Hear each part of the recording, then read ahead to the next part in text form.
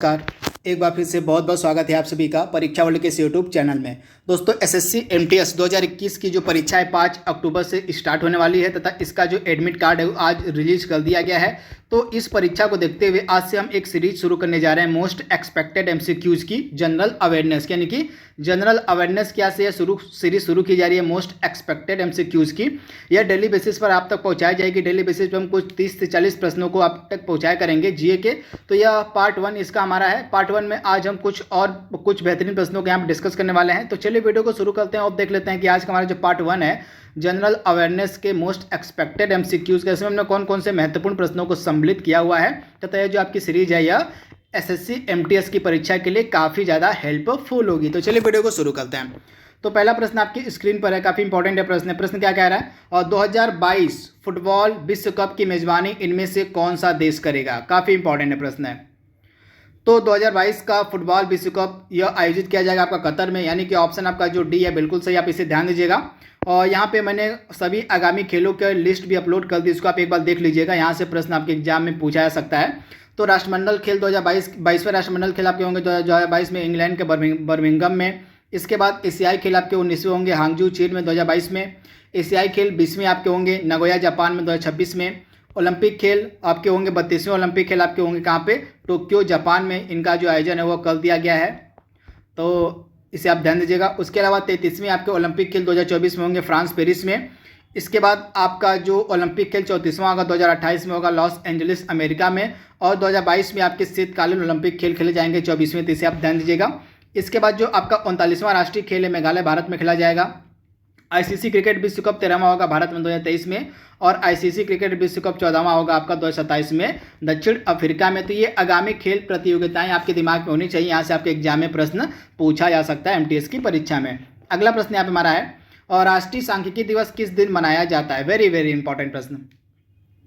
तो राष्ट्रीय सांख्यिकी दिवस आपका प्रतिवर्ष 29 जून को मनाया जाता है। यह भारत में किसका बर्थडे होता है, तो महालनोबिस जो थे पीसी महालनोबिस, इन्हीं का जो बर्थडे होता है भारत में हम सांख्यिकी दिवस के रूप में मनाते हैं। भारत में सांख्यिकी के पिता कहे जाते हैं पीसी महालनोबिस, इन्हीं का जो बर्थडे होता है 29 जून, उसको हम राष्ट्रीय सांख्यिकी दिवस के रूप में मनाते हैं। तो आप इसे ध्यान दीजिएगा 29 जून को।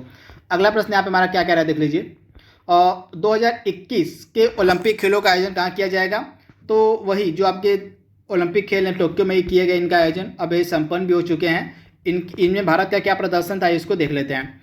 तो भारत ने टोटल 7 पदक जीते, जिसमें से 1 गोल्ड मेडल नीरज चोपड़ा ने जीता। आप ध्यान दीजिएगा नीरज चोपड़ा की तरह जो है गोल्ड मेडल जीता गया। और 2 रजत पदक, मीराबाई चानू और रवि दहिया ने रजत पदक जीता। और 4 कांस्य पदक जीते गए किसके द्वारा, तो भारतीयों के द्वारा। टोटल 7 पदक, जिनमें से 1 गोल्ड, 2 रजत और 4 कांस्य पदक भारत ने अपने नाम किए। इसमें से एक चीज़ आप ध्यान दीजिएगा, भारतीय ध्वजवाहक ओपनिंग सेरेमनी में कौन था, तो मनप्रीत सिंह थे आपके भारतीय ध्वजवाहक थे। ये कौन है, हॉकी टीम के कप्तान है।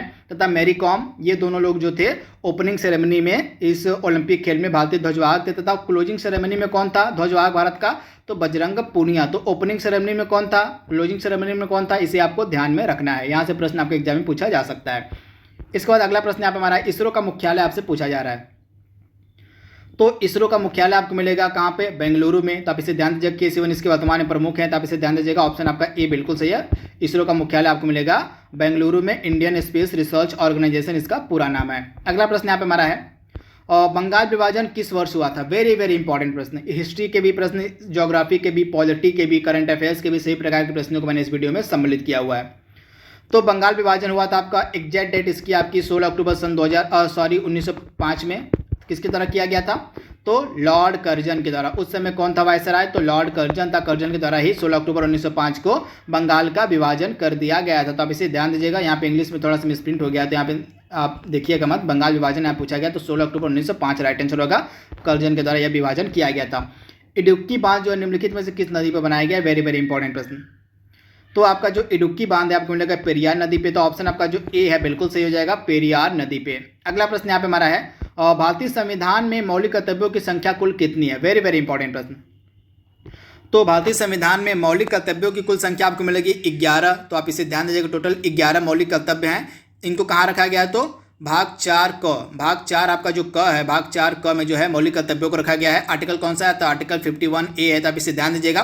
तथा किस समिति के रिकमेंडेशन में किया गया, तो स्वर्ण सिंह समिति। स्वर्ण सिंह समिति के रिकमेंडेशन पर जो है मौलिक कर्तव्यों को भारतीय संविधान में जगह दी गई थी। तो आप इसे ध्यान दीजिएगा। टोटल 11 मौलिक कर्तव्य हैं तथा 11वां जो मौलिक कर्तव्य आपको बताना है कमेंट बॉक्स में कि कौन सा तथा इसको किस अमेंडमेंट के थ्रू संविधान में जोड़ा गया था। आपको कमेंट बॉक्स में इसका आंसर देना है। अगला प्रश्न यहाँ पे हमारा है, इनमें से कौन सी नदी सिंधु के सहायक नदी है? वेरी वेरी इंपॉर्टेंट प्रश्न। इसी तरह के प्रश्न आपके एमटीएस की परीक्षा में पूछे जाएंगे। तो झेलम, चिनाब, रावी उपयुक्त सभी जो नदियां हैं ये सिंधु की सहायक नदियां। तो इनके बारे में आपको याद रखना है, भूलना नहीं। यहाँ से प्रश्न आपके एग्जाम में पूछा जा सकता है, तो इन्हें आप ध्यान दीजिएगा। तथा एंशिएंट हिस्ट्री के प्रश्न को मैं यहाँ पे कवर कर देता हूँ।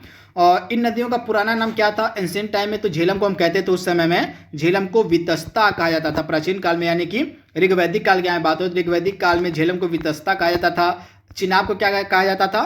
तो चिनाब को हम कहते थे अस्किनी। तो ये नाम भी आप याद रखिएगा, चिनाब को अस्किनी कहा जाता था। और आपका जो रावी नदी थी इसको क्या कहा जाता था? रावी को कहा जाता था परुष्णी। परुष्णी जो नदी थी इसको वर्तमान में हम रावी कहते थे। वर्तमान नाम और पुराना नाम भी आपको याद रखने पड़ेंगे।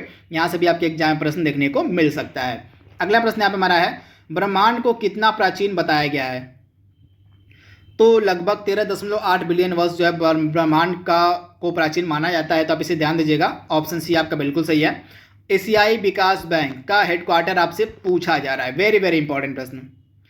तो एडीबी का जो हेडक्वार्टर आपको मिलेगा कहाँ पे? फिलीपींस के मनीला में। ऑप्शन आपका सी बिल्कुल सही है। फिलीपींस के मनीला में आपको मिलेगा एशियाई विकास बैंक का हेडक्वार्टर। तो आप इसे ध्यान दीजिएगा। अगला प्रश्न यहाँ पे हमारा है, संतोष ट्रॉफी किस खेल से संबंधित है? वेरी वेरी इंपॉर्टेंट प्रश्न। तो संतोष ट्रॉफी का संबंध आपका किस खेल से है? तो फुटबॉल से संबंधित आपकी संतोष ट्रॉफी। तो ऑप्शन आपका ए 100% सही है। आप इसे ध्यान में रखिएगा।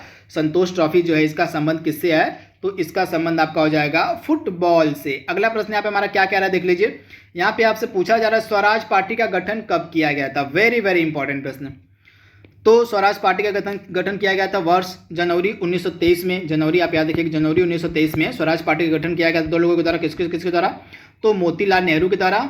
मोतीलाल नेहरू हो गए एक, और दूसरे व्यक्ति कौन थे? तो इनका नाम था CR दास। तो मोतीलाल नेहरू और CR दास ने मिलकर जो है स्वराज पार्टी का गठन किया था। इसमें से CR दास जो थे अध्यक्ष थे स्वराज पार्टी के, और आपके जो मोतीलाल नेहरू थे ये महामंत्री थे। तो इसे भी आपको याद रखना कौन महामंत्री था इसका, कौन अध्यक्ष था, ये भी आपसे एग्जाम में पूछा जा सकता है। तो अध्यक्ष थे आपके CR दास और महामंत्री थे मोतीलाल नेहरू। स्वराज पार्टी जनवरी 1923 में गठित की गई। अगला प्रश्न यहाँ पे हमारा है, भारत का रॉकेट प्रक्षेपण पैड कौन सा? यानी कि भारत में जो रॉकेट का प्रक्षेपण निम्नलिखित में से किस जगह से किया जाता है? तो श्रीहरिकोटा से भी किया जाता है, तिरुवनंतपुरम से भी किया जाता है, और उड़ीसा में एक जगह है वहां से भी किया जाता है आपका रॉकेट प्रक्षेपण। तो इसे आप याद रखिएगा, उपयुक्त तीनों जगहों से भारत में रॉकेट का प्रक्षेपण किया जाता है। मिट्टी के अध्ययन को क्या कहते हैं? यह प्रश्न आपसे पूछा जा रहा है। तो मिट्टी के अध्ययन को कहा जाता है पेडोलॉजी, यानी कि ऑप्शन आपका बी बिल्कुल सही। मिट्टी के अध्ययन को हम कहते हैं पेडोलॉजी। ऑप्शन आपका बी बिल्कुल सही है। अगला प्रश्न यहाँ पे हमारा है, राष्ट्रीय एकता दिवस कब मनाया जाता है? वेरी वेरी इंपॉर्टेंट प्रश्न। तो प्रतिवर्ष जो आपके सरदार पटेल थे, सरदार वल्लभ भाई पटेल का जो बर्थडे होता है 31 अक्टूबर, इसको भारत में हम एकता दिवस के रूप में मनाते हैं। तो आप इसे ध्यान दीजिएगा। ऑप्शन आपका जो सी है बिल्कुल सही है। अगला प्रश्न यहाँ पे हमारा, विश्व का पहला कैशलेस देश आपसे पूछा जा रहा है, कौन सा है? तो विश्व का पहला कैशलेस देश आपको मिलेगा स्वीडन, यानी कि ऑप्शन आपका सी 100% सही है। अगला प्रश्न यहाँ पे हमारा क्या कह रहा है देख लीजिए, और बर्फ पर दाब बढ़ाने से उसके गलनांक में क्या परिवर्तन होगा? तो मान लीजिए बर्फ पर अगर दाब प्रेशर बढ़ाया तो उसका जो गलनांक होता है वह घट जाता है, यानी कि ऑप्शन आपका जो ए है बिल्कुल से, उसका जो गलनांक है वह घट जाएगा। अगला प्रश्न यहाँ पे हमारा है, गर्मियों में सफ़ेद कपड़े क्यों पहने जाते हैं? साइंस के सही प्रश्न आ गए। अब तो जो सफ़ेद कपड़े होते हैं उष्मा के बुरे अवशोषक, यानी कि उष्मा के कुचालक होते हैं। इसी कारण से जो है सफ़ेद कपड़ों को गर्मियों में प्रीफर किया जाता है रंगीन कपड़ों की अपेक्षा, क्योंकि ये धूप को अवशोषित नहीं करते हैं। तो ऑप्शन आपका ए बिल्कुल सही हो जाएगा। सफ़ेद कपड़े जो होते हैं उष्मा के बुरे अवशोषक यानी कि कुचालक होते हैं। अगला प्रश्न यहाँ पे हमारा है, चमगादड़ अंधेरे में भी उड़ सकते हैं। तो आपको बताना कि अंधेरे में चमगादड़ के उड़ने में निम्नलिखित में से कौन सहायता करता है? तो चमगादड़ों की अंधेरे में उड़ने में कौन सहायता करता है? तो अल्ट्रासोनिक वेव, यानी कि ऑप्शन आपका जो बी है बिल्कुल सही हो जाएगा। अल्ट्रासोनिक जो वेव होती हैं ये चमगादड़ों की अंधेरे में उड़ने में सहायता करती हैं। तो ऑप्शन आपका बी बिल्कुल सही है। एल्युमिनियम निम्नलिखित में से किस खनिज से प्राप्त किया जाता है आपको बताना है। तो काफी इंपॉर्टेंट यह प्रश्न है। इस प्रश्न का राइट आंसर हमारा क्या हो जाएगा? बॉक्साइट, यानी कि ऑप्शन आपका सी बिल्कुल सही। जो एल्युमिनियम है यह बॉक्साइट से प्राप्त किया जाता है। तो ऑप्शन आपका सी बिल्कुल सही है। अगला प्रश्न यहाँ पे हमारा है, दाब का एसआई मात्रक आपसे पूछा जा रहा है। तो दाब का एसआई मात्रक होता है आपका पास्कल, यानी कि ऑप्शन आपका ए बिल्कुल सही है, पास्कल। यहाँ पे आपसे पूछा जा रहा है कि विद्युत चुंबकीय स्पेक्ट्रम की वेवलेंथ की सीमा किस प्रकाश के बीच होती है। तो आप ध्यान दीजिएगा, विद्युत चुंबकीय स्पेक्ट्रम की जो वेवलेंथ होती है यह किस प्रकाश के मध्य होती है, तो 3900 एंगस्ट्रॉम से लेके 7800 एंगस्ट्रॉम के मध्य, यानी कि ऑप्शन आपका सी 100% सही है। अगला प्रश्न यहाँ पे हमारा है, यांत्रिक ऊर्जा को विद्युत ऊर्जा में निम्नलिखित में से कौन बदलता है। तो डायनामो का कार्य होता है यांत्रिक ऊर्जा को विद्युत ऊर्जा में बदलना, यानी कि ऑप्शन आपका डी बिल्कुल सही है। यहाँ पे आपसे पूछा जा रहा है कि रक्त समूहों की खोज यानी कि ब्लड ग्रुप्स की खोज किसके द्वारा की गई थी। तो ब्लड ग्रुप की जो खोज है यह की गई थी आपकी कार्ल लैंड स्टीनर के द्वारा, यानी कि ऑप्शन आपका जो सी है बिल्कुल सही है, कार्ल लैंड स्टीनर के द्वारा जो है रक्त समूहों की खोज की गई थी। अगला प्रश्न यहाँ पे हमारा है, प्लासी का युद्ध कब लड़ा गया था। Very very important. तो इसकी एग्जैक्ट डेट आपको याद रखनी पड़ेगी। 23 जून सन 1757 को प्लासी का युद्ध लड़ा गया था। किसके मध्य, तो सिराजुद्दौला और अंग्रेजों के मध्य, सिराजुद्दौला और अंग्रेजों के मध्य जो है प्लासी का प्रथम युद्ध लड़ा गया था। तो 23 जून 1757 इसका राइट आंसर हो जाएगा।